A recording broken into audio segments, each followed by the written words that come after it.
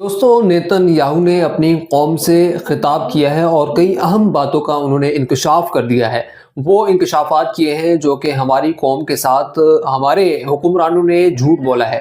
जो board of peace बनाया गया था, जिस बोर्ड ऑफ पीस में ये बात की गई थी कि फ़लस्तीनियों को इससे हुकूक मिलेंगे, फ़लस्तीनियों को उनके राइट्स मिलेंगे, और ये पहले से ही इसमें शक की गुंजाइश मौजूद थी। लोग इस बात को जो तजियाकार थे वो कह रहे थे कि ये तमाम चीज़ें इसराइल को प्रोटेक्ट करने के लिए, इसराइल को तहफ़्फ़ुज़ फराहम करने के लिए की जा रही हैं। और वही हुआ, नेतन्याहू ने जो खिताब किया है उससे ये बात वाज़ेह हो चुकी है कि जो मामला बोर्ड ऑफ पीस का है वो दरअसल सिर्फ़ और सिर्फ़ इसराइल को तहफ़्फ़ुज़ फराहम करने का है। नेतन्याहू ने जो बातें की हैं उसमें सबसे पहले उन्होंने बात की है कि हम हमास को गैर मुसल्लह करेंगे। तो ये बात तो अब ये आया हो चुकी है कि गैर मुसल्लह तो वो इसराइल बज़ात खुद तो नहीं कर पाया, क्योंकि 2 साल से जो जंग जारी है वहाँ पर जिस तरह से फ़लस्तीनियों का वहाँ पर इस्तेसाल किया गया और नस्ल कुशी की गई, उसके बावजूद भी हमास को गैर मुसल्लह ना किया जा सका। लेकिन अब बोर्ड ऑफ पीस के ज़रिए से ये काम करवाया जाएगा, जिसमें कई अहम ममालिक शामिल हैं, जिसमें पाकिस्तान भी शामिल है, और पाकिस्तान उसका एक रुकन इस वक्त बन चुका है। और बाकी ममालिक जिसमें तुर्किया भी शामिल है, कतर भी है, और यूएई और सऊदी अरबिया भी मौजूद हैं। तो अब असल सवाल ये है कि ये गैर मुसल्लह करने का जो मामला है वो इस पीस ऑफ बोर्ड के ज़रिए से करवाया जाएगा, जिसमें पाकिस्तान की फ़ौज भी शामिल होगी और इसी तरह जो इंडोनेशिया की फ़ौज है वो भी शामिल होगी। उनके ज़रिए से हमास को गैर मुसल्लह करवाया जाएगा। ये नेतन्याहू जो खिताब में उन्होंने बात की है कि वो कहते हैं कि हमास को गैर मुसल्लह करना हमारा जो अहम अगला हदफ होगा।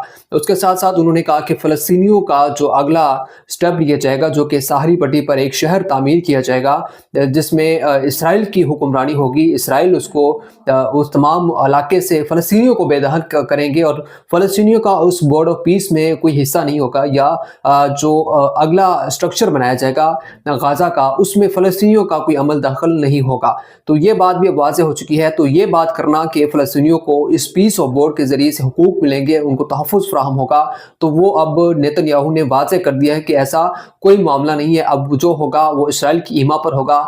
इसराइल जैसा चाहेगा वैसा करेगा, कोई उसको रोक नहीं सकता, क्योंकि उसको आशीर्वाद हासिल है अमेरिका की, और अमेरिका की ईमा पर अमेरिका की आशीर्वाद के ज़रिए से ही ये तमाम मामलात किए जा रहे हैं, जिसमें इस मुस्लिम ममालिक को भी शामिल किया गया है। तो अगली जो अहम बात है वो ये की गई है कि कतर और तुर्किया को शामिल नहीं किया जाएगा इस पीस ऑफ बोर्ड की अफवाज में। यानी कि जो अफवाज भिजवाई जाएंगी गाज़ा में अमन कायम करने के लिए और तहफ़्फ़ुज़ फराहम करने के लिए इसराइल को, तो उसमें कतर और तुर्किया की फ़ौजें शामिल नहीं होंगी। तो इसका मतलब है कि कतर और तुर्किया पर इसराइल को एतमाद नहीं है, उनकी अफवाज पर। उनको ख़तरा है कि वो हिट कर सकते हैं इसराइल के मुफादात को। तो पाकिस्तान का नाम नहीं लिया गया, तो इसका मतलब है कि उनको पाकिस्तान से कोई मसला नहीं है। इसका मतलब है कि जो डील की गई है पाकिस्तान की जानिब से इसराइल के साथ, जो पीस ऑफ बोर्ड बनाया गया है, जिसमें अमेरिका को यकीन दहानी करवाई गई है कि वो अपनी अफवाज भी भिजवाएंगे और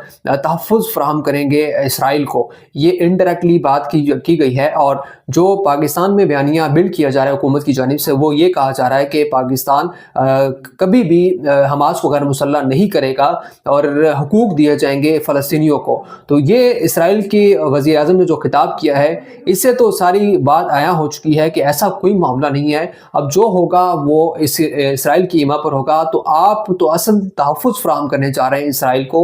इस पीस ऑफ बोर्ड पर लोगों ने लान तान की है मौजूदा हुकूमत पर कि जब आप फ़लस्तीनियों की आवाज़ को दबा रहे हैं अपने मुल्क में, और आप ऐसे पीस ऑफ बोर्ड में सबसे पहले जो है बढ़ चढ़ कर डोनाल्ड ट्रंप को खुश करने के लिए जो है इसमें साइन करते हैं और खुशगपियाँ करते हैं उनके साथ। और दूसरी जानिब जिस तरह से नस्ल कुशी की गई है और नेतन्याहू के साथ आपको कोऑर्डिनेशन करनी पड़ेगी जब अफवाज जाएंगी, तो ज़ाहिर सी बात है कि जो एक कमांड होगा जिस भी मुल्क के पास, तो उसके इंस्ट्रक्शन को आपको मानना होगा। तो ये गालबन गुमान यही है कि कमांड तो इसराइल की फ़ौज के पास होगा, जो बाकी अफवाज को जो है वो एक रोड मैप देंगी, उसके थ्रू वो सारा प्रोसीजर होगा, ये जो तरीक़ेकार होगा अमन कायम करने का, उसको फॉलो करेंगे। तो आप तो पाकिस्तान की फ़ौज तो फिर इसका मतलब है कि इसराइल की कमांड में होगी। तो ये सारी सिचुएशन अब आया हो चुकी है कि इसराइली वज़ीर आज़म ने जो बातें की हैं वो बहुत ही ज़्यादा परेशान कुन है पाकिस्तान के हवाले से भी।